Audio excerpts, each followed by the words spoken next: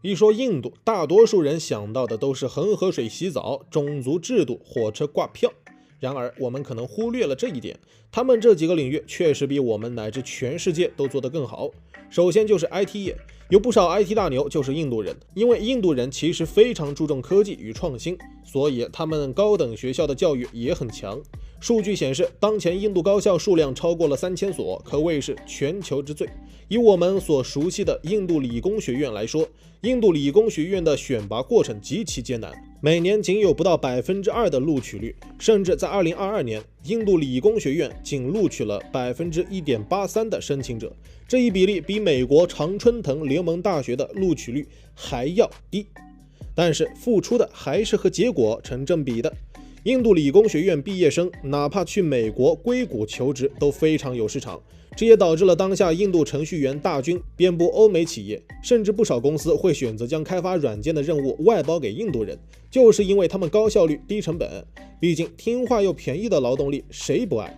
接着就是大名鼎鼎的医药行业。如果说在仿制药行业范围，印度人排名第2的话，那无人敢称第1。用数据说话是最直接的方式。据国际政府基准测试协会2020年11月发布的数据显示，前5名仿制药渗透率国家中，印度以97%占据世界第1，超出美国5%。而在2021年的全球仿制药 TOP 15上榜药企中，印度企业就有7家榜上有名，这确实让人出乎意料。印度脏乱差是有目共睹的，大街上随处可见瘦骨嶙峋的穷人，更不要说他们连吃喝拉撒都在恒河水中解决掉，让生病的人更多了。他的仿制药行业是怎么站上了最顶端？很简单，就是因为病的人太多了，一些大病只能靠特效药来续命，而这些特效药都被西方发达国家垄断，价格非常贵，印度穷人根本买不起，逼不得已就只能自己造。印度神药遍布世界，让所有人都见识到了印度仿制药的强大。一个以脏乱差出名的国家，为何制药业如此强大？只能说这是印度底层穷人姓名筑起的高墙。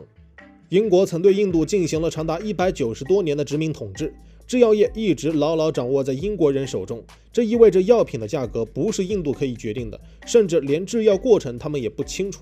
都说物极必反，正是因为这样的贫困人口实在是太多了，需要拯救的人可不少，所以才迫使印度开始研发便宜的仿制药。后来印度政府推出了印度专利保护法，加强对药物生产过程的保护，再加上甘地总理实行国有化策略，对仿制药业高度重视，这就逼得国际药企纷纷撤出印度。之后本土药企便继承了这些制药业流出的巨大空间。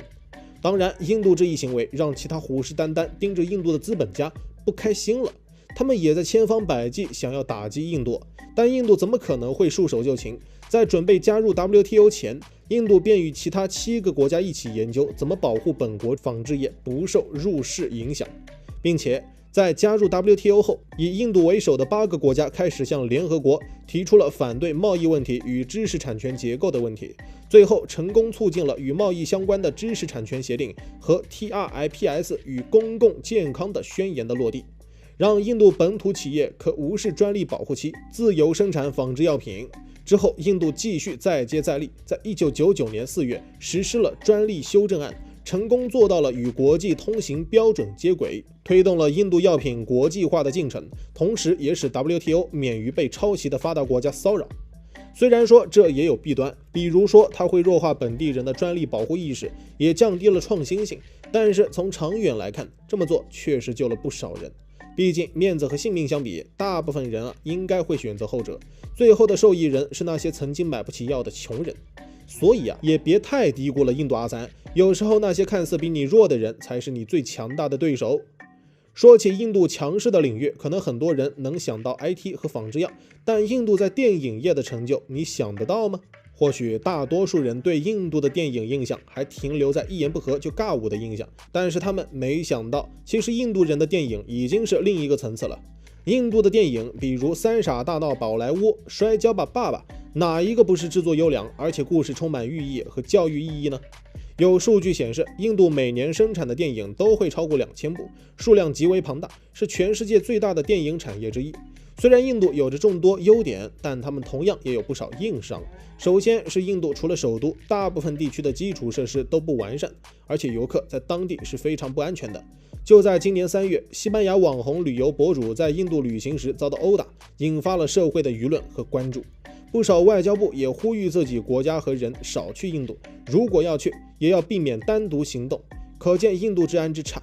除了环境和治安外，印度也有着极为严重的糟粕文化。以我们所熟悉的种姓制为例，一生下来就被安排得明明白白的，连自己的权利和职业范围都受到了限制。运气不好，这辈子连个翻身机会都没有。虽然说这种文化早在1947年独立后就从法律层面上废除了，但至今你仍可以在有关印度的地方看到这样的古老制度。